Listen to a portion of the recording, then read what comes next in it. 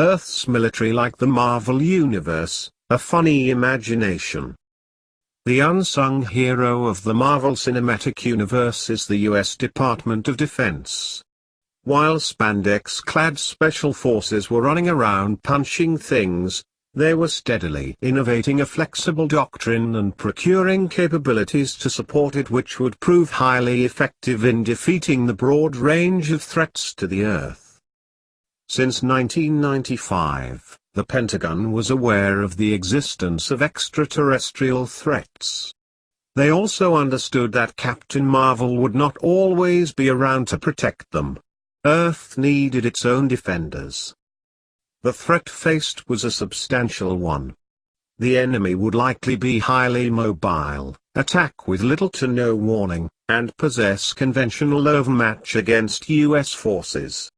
These concerns were reinforced beginning in 2008, with the successive emergence of Iron Man, Hulk, and Thor. The first deficit to address was one of firepower.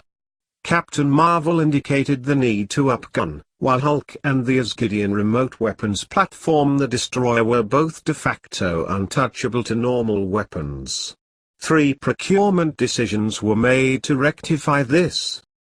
Firstly, the Jericho Missile, bought in 2008 from Stark Industries. This weapon was air transportable, could be towed on a Humvee, and appears to deliver comparable effects to a MOAB from standoff range.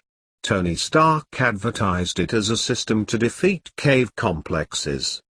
However, if faced with an extraterrestrial threat, it could deliver needed and highly deployable firepower to US forces. Therefore, the World Security Council, presumably with extensive US support, initiated Project Insight. This took the form of 3 helicarriers with prompt conventional global strike weapons, linked to a swarm of reconnaissance satellites. The result was a system which could eliminate targets either singly or en masse without needing to put US troops in harm's way. While insufficient counterintelligence ultimately doomed Project Insight, it clearly shows that the Pentagon mounted a credible response to extraterrestrial threat. Readiness and firepower are all well and good, but the forces must also be protected and deployed globally. This was realized through 2 key procurement decisions. The first was the Helicarrier program. It appears that this took a CVN, and then added 4 rotors on the side to lift it into the air. Some might argue that this represented an extravagant waste of taxpayer money. Certainly, only 4 were ever built, signifying a hefty price tag. However, the strategic logic behind helicarriers was sound. With the enemy potentially appearing anywhere in the world, power projection by conventional carriers only into the littoral would limit US strategic flexibility. Moreover, if the enemy were to attack with no warning, an airborne command post aircraft carrier would be more survivable than a surface warship. The second decision was the Quinjet.